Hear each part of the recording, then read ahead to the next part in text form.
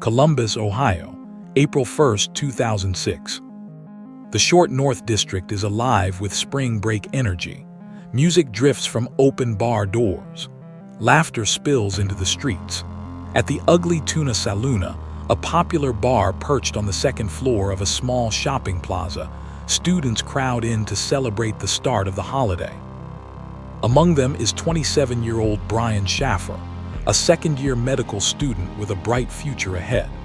Surveillance footage shows him entering the bar just after 1:15 a.m. He's smiling, relaxed, with friends by his side. Minutes later, the cameras catch him again near the escalator, talking to two young women. He waves, steps toward the exit. And then, nothing. Brian never comes back on camera. He never walks out. He is never seen again. In one of the most baffling mysteries in American true crime, Brian Shaffer walked into a crowded bar on a Saturday night, and somehow, he vanished without a trace.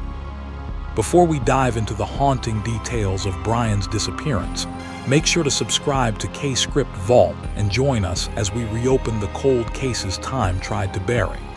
Every share, like, and comment helps keep these stories alive, and maybe, just maybe, brings us closer to answers. Brian Randall Shaffer wasn't just another college student. He grew up in Pickerington, Ohio, known as an intelligent, kind-hearted young man with a passion for music and a laid-back sense of humor. He was especially close to his mother, Renee, and his father, Randy. In 2005, tragedy struck. Renee lost her battle with cancer. Those who knew Brian said her death hit him hard, but he tried to stay strong for his family. His girlfriend, Alexis, described him as thoughtful, funny, and full of plans for the future. The two had even been discussing marriage. Brian's dream was to become a doctor, but his true escape was music. He loved the band Pearl Jam, often quoting their lyrics and dreaming about a life that balanced medicine with creativity. Friends described him as someone who made everyone feel at ease, the kind of person you wanted to have a drink with on a Friday night. On Friday, March 31, 2006, Brian decided to kick off spring break with friends. After finishing dinner with his father, he met up with his friend William Clint Florence for drinks. They started at several bars along High Street before ending the night at the Ugly Tuna Saloona around 1:15. Surveillance cameras captured Brian walking into the bar with Clint and another friend, Meredith. Inside, the group ordered drinks, mingled, and enjoyed the night. At one point, Brian was seen stepping outside briefly, possibly to get some air, before returning inside. Later, near closing time, Brian was filmed chatting with two women at the bar entrance. He then walked off camera toward the escalator. That was the last confirmed sighting of Brian Shaffer. When Alexis couldn't reach Brian the next morning, she assumed he was sleeping in. But when he failed to answer throughout the day and missed their planned flight to Miami on Monday, alarm bells went off. Brian's father reported him missing, and police quickly began reviewing surveillance footage from the Ugly Tuna. What they found deepened the mystery. The bar had one main entrance, visible from multiple angles of security cameras. Every person who entered or exited was recorded. Yet somehow, Brian walked into the bar that night and was never captured leaving. Police searched the Ugly Tuna top to bottom, even the construction site below.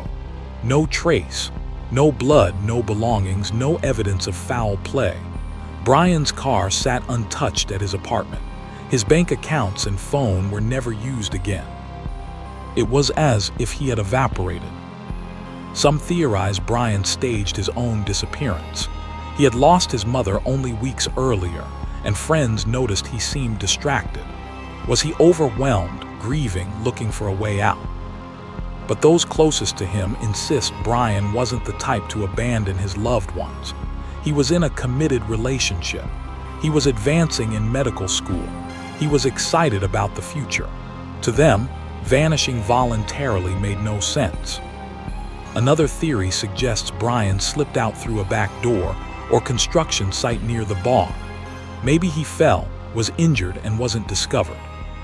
But extensive searches turned up nothing. No remains, no clothing, nothing to suggest an accident happened nearby. The most chilling possibility: Brian met with foul play. Could someone have lured him out or harmed him inside the bar? This theory raises an unsettling question. How could something like that happen in a busy bar without anyone noticing? To this day, no evidence has surfaced to implicate anyone, not even Brian's friend Clint, who has remained silent and refused to take polygraphs. Perhaps the most eerie detail came days after Brian's disappearance. Alexis continued to call his phone, desperate for answers. Most calls went straight to voicemail. But one day, the call actually rang. For a moment, she thought Brian might pick up.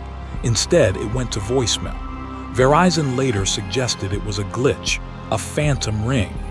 But for Alexis, it was hope cruelly given and taken away in the same moment. Brian's disappearance devastated his family. His father, Randy, never stopped searching, even leaving porch lights on in the hope Brian might one day come home. Tragically, Randy was killed in a freak accident in 2008.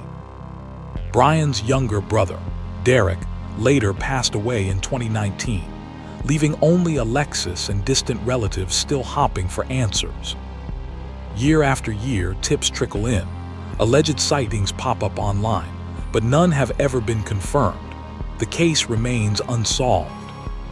It has been nearly 2 decades since Brian Shaffer walked into a bar in Columbus, Ohio, and never came out. No body, no evidence, no answers. Was he a man who slipped away into a new life, a victim of a tragic accident, or was something darker waiting for him that night? Somewhere, someone knows what happened. Until then, Brian's story lingers as one of the most baffling and haunting mysteries in true crime history. What do you think happened to Brian Shaffer that night?